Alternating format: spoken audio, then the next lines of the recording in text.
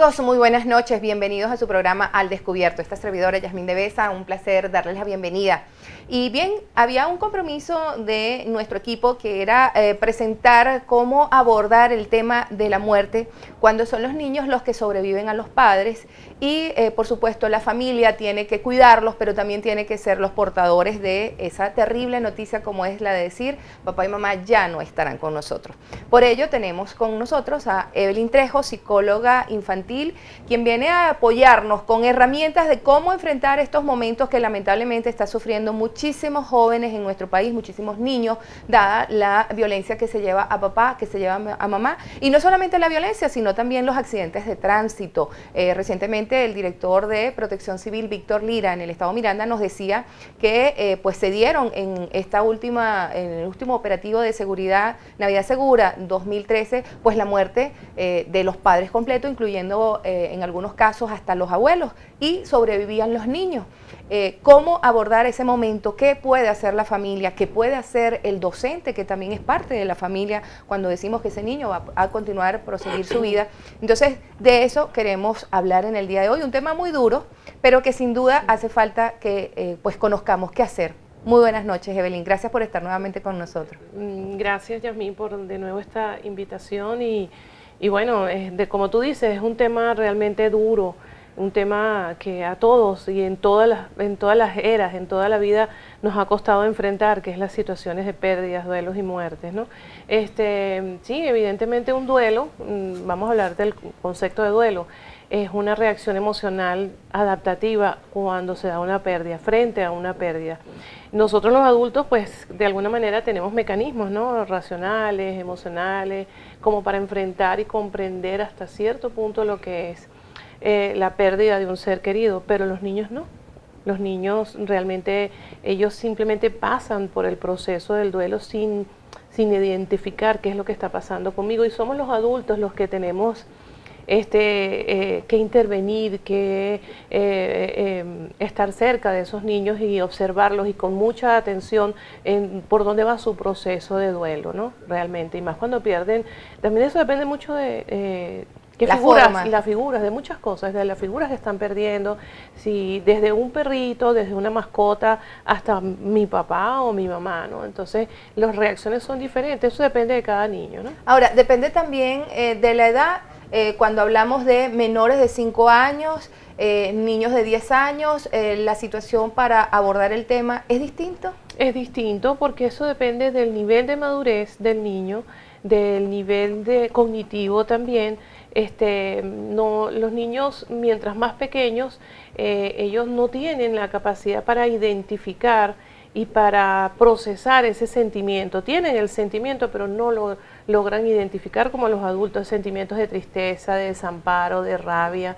Entonces somos nosotros quienes tenemos que propiciarle, y esas son las recomendaciones básicas que se hacen, que es brindarle el apoyo para que el niño pueda expresar ese sentimiento. Evelyn, y reconocerlo. Hay dos realidades ahorita en Venezuela. Papá y mamá que se van por víctimas de un accidente de tránsito, por ejemplo, motorizados, lo hemos visto muchísimo. ¿Quién debe ser la persona ideal? Bueno, en este ideal nadie quisiera ser el ideal para pues informar que ya no están.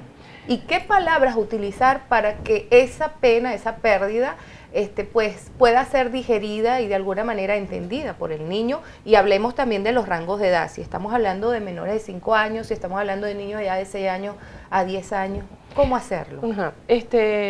Yo quiero decirte que ahí también intervienen otros factores, ¿sí? Que es el vínculo afectivo que ese niño tuvo con esas personas que se fueron, ¿no?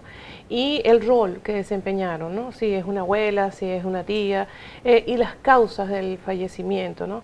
Porque no es lo mismo un abuelito que se enferma y que le estamos constantemente diciéndole está enfermito, está muy, muy malito, hasta que el abuelo se da el deceso del abuelo. O sea, es como prepararlos para eso. De hecho, los adultos también nos vamos preparando. Igualito. Pero para un niño es mucho más impactante cuando es así de repente y ya pues desaparecieron mis papás. Creo que las personas indicadas son los que siguen en la cercanía afectiva con los niños. De repente son los abuelos, una tía, que se sienten con el niño y de una manera muy natural. Y sin drama, procurando no hacer un drama, porque el drama marca a los niños, ¿no? Explicarles que esa persona se fue, que ya no va a estar más con nosotros, porque una de las cosas más importantes es que los niños no comprenden lo que es la irreversibilidad de la muerte, ¿no? O sea, ellos piensan que ellos se van y pueden volver. Se fue al cielo, entonces se durmió. Hay que cuidar mucho las palabras que se le dicen a los niños, ¿sí? Esas dos palabras, por ejemplo, ¿son las correctas? ¿Se No. fue al cielo, durmió? No, empezando que se durmió, cuando tú le dices, mira, papi se durmió, mamá se durmió, entonces ellos toman eso literalmente y comienzan a tener miedo a dormir porque me voy a ir igual. Hay que cuidar mucho la conversación o el tema, cómo se lleva el tema de la muerte. Hay que decir, ¿murió? Sí, hay que decir murió. Franca y Sí, sencilla. sencilla y naturalmente murió, ¿sí? Pero lo que debemos evitar es la connotación del drama, del llorar en explosiones de llanto. O sea, hay que hacerlo de una manera muy natural, por lo menos delante de los niños, ¿sí? Porque eso es lo que ellos van a vivir el resto. Después de que tú dices la palabra murió, ellos elaboran todo un esquema emocional sobre eso que es la muerte. Entonces, tenemos que ser bien claros en eso, en que no regresa, en que todos vamos a pasar por eso, e ir chequeando las situaciones de miedo que vienen después, porque ellos generan fantasías hasta de culpa, ¿sabes? Si nosotros no somos claros con ellos en la manera, en el tema de cómo fue el deceso de la persona, ellos tienden a sentirse culpables. Por supuesto que hay decesos que no es tan fácil comentárselos a un niño, ¿no?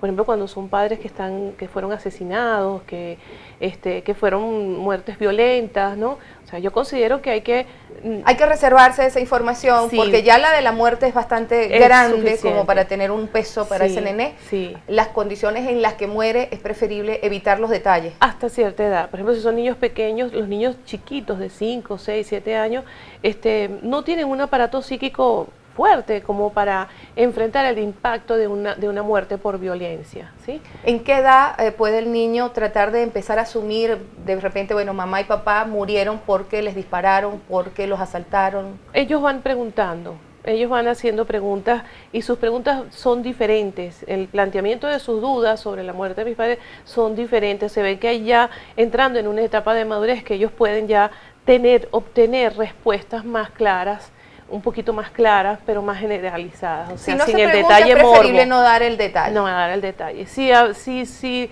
las personas ya llegadas entienden que el niño está buscando esa información y la gente afuera le está dando una información dura, con mucha crueldad, crudeza, claro, es mejor hablarles claros a los niños, sí, pasó así, de esta manera, o sea, establecer con ellos, pero de acuerdo a las dudas que ellos vayan presentando, no presentarle el panorama real y crudo como fue, porque se lastiman emocionalmente esos niños, ¿ok? Ahora, la información es importante que la demos, sin duda, pero también está lo que nosotros conocemos como el sepelio.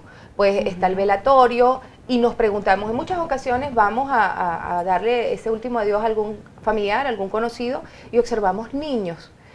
La presencia de un niño en el momento del funeral es lo recomendable, el ver ese nené quizás a su familiar expuesto allí en el ataúd, ¿es recomendable o no?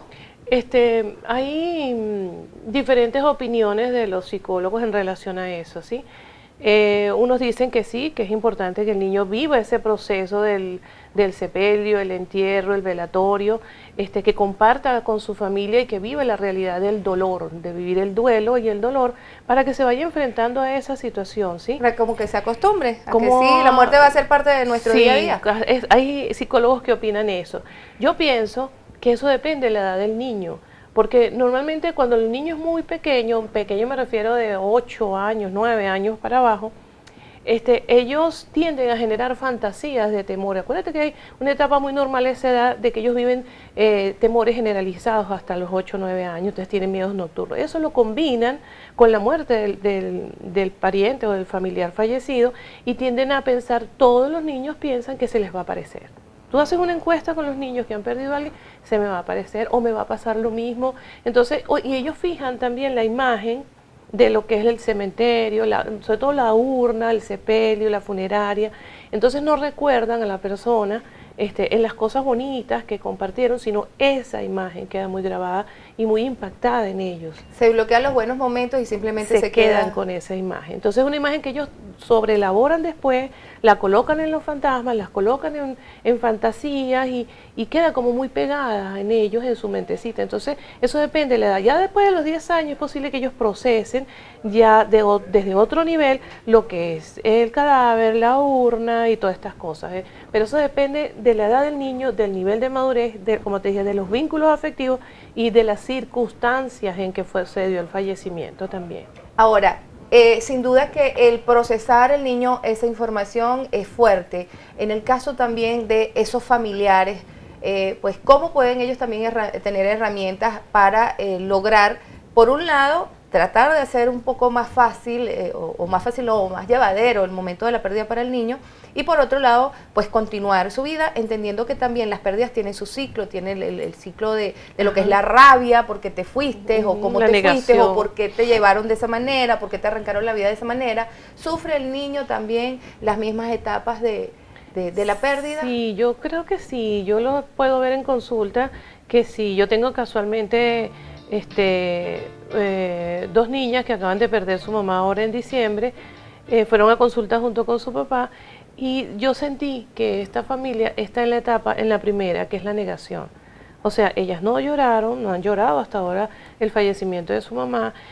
Papá les inculca salimos adelante y se volvió muy rígido en las rutinas de la casa, seguimos en la escuela, seguimos para acá. No ha pasado nada. No ha pasado nada. Entonces, eso a mí me preocupa mucho porque hay que procesar el duelo, o sea, hay que llorar, hay que sentir, y desde ese dolor es que uno va levantando, va pasando por la negociación, por todos los procesos, la rabia, uno mayor intensidad, pero se pasa por esos procesos. Los niños lo pasan, pero no con un nivel de conciencia claro.